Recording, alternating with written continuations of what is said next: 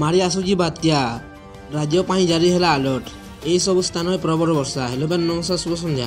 ଆପଣ ଦେଖୁଛନ୍ତି ଗୋଟେ ଟିଭି। ଆଜି 6 ଫେବୃଆରୀ ଜାଣନ୍ତୁ ଜାଣିବା ଅଟୋମ ନ୍ୟୁଜ୍। ଫେବୃଆରୀ ମାସ ଆରମ୍ଭରୁ ଟାଇଁ ଟାଇଁ ଖରାଦିନ ଭଳି ସାଜିଲାଣି ପୁରା ରାଜ୍ୟ। କେବଳ ଓଡ଼ିଶା ନୁହେଁ, ଅନେକ ରାଜ୍ୟରେ ମଧ୍ୟ ପ୍ରଚଣ୍ଡ ଖରା ଅନୁଭୂତ ହେଲାଣି।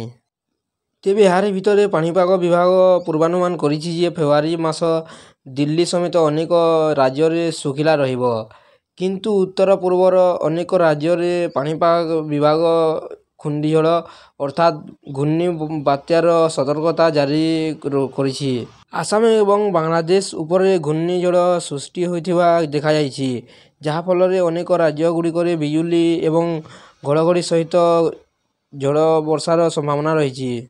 ସେପଟେ ଉତ୍ତର ପୂର୍ବ ରାଜ୍ୟଗୁଡ଼ିକରେ ଝଡ଼ର ପ୍ରଭାବ ଦେଖିବାକୁ ମିଳିଛି। ମେଘାଳୟ, ଆସାମ ଏବଂ ଅରୁଣାଚଳ ପ୍ରଦେଶରେ ଘଡ଼ଘଡ଼ି ଏବଂ ବିଜୁଳି ସହିତ ପ୍ରବଳ ବର୍ଷା ହେବ ବୋଲି ପାଣିପାଗ ବିଭାଗ ପୂର୍ବାନୁମାନ କରିଛି। ଫେବୃଆରୀ 6 ଏବଂ 7 ମଧ୍ୟ ଏଠାରେ ପ୍ରବଳ ପବନ ହେବାର ସମ୍ଭାବନା ଅଛି। 8 ତାରିଖରୁ 11 ତାରିଖ ମଧ୍ୟରେ ଏହି ଅଞ୍ଚଳ ଗୁଡ଼ିକରେ ହାଲୁକାରୁ ମଧ୍ୟମ ବର୍ଷା ହୋଇପାରେ ବୋଲି ସୂଚନା ମିଳିଛି। ହିମାଚଳ ପ୍ରଦେଶର ଅନେକ ଅଞ୍ଚଳରେ ଝଡ଼ ଏବଂ ବଜ୍ରପାତ ପାଇଁ ୟେଲୋ ଆଲର୍ଟ ଜାରି କରାଯାଇଛି। ଶିମଲା, କୁଲ୍ଲୁ, ଲାହେର ଭଳି ଅନେକ ପର୍ଯ୍ୟଟନ ସ୍ଥାନରେ ମଧ୍ୟ ପ୍ରବଳ ତୁଷାରପାତ ହୋଇଛି। ଏହା ବ୍ୟତୀତ ପାଣିପାଗ ବିଭାଗ ଗୁରୁବାର କିଛି ସ୍ଥାନରେ ଘନ କୁହୁଡ଼ି ହେବାର ସତର୍କତା ଜାରି କରିଛି।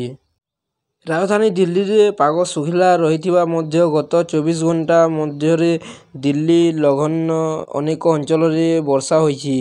ଉତ୍ତରପ୍ରଦେଶର ଅନେକ ଜିଲ୍ଲାରେ ବର୍ଷା ଯୋଗୁଁ ଥଣ୍ଡା ଏବଂ କୁହୁଡ଼ି ବୃଦ୍ଧି ପାଇଛି।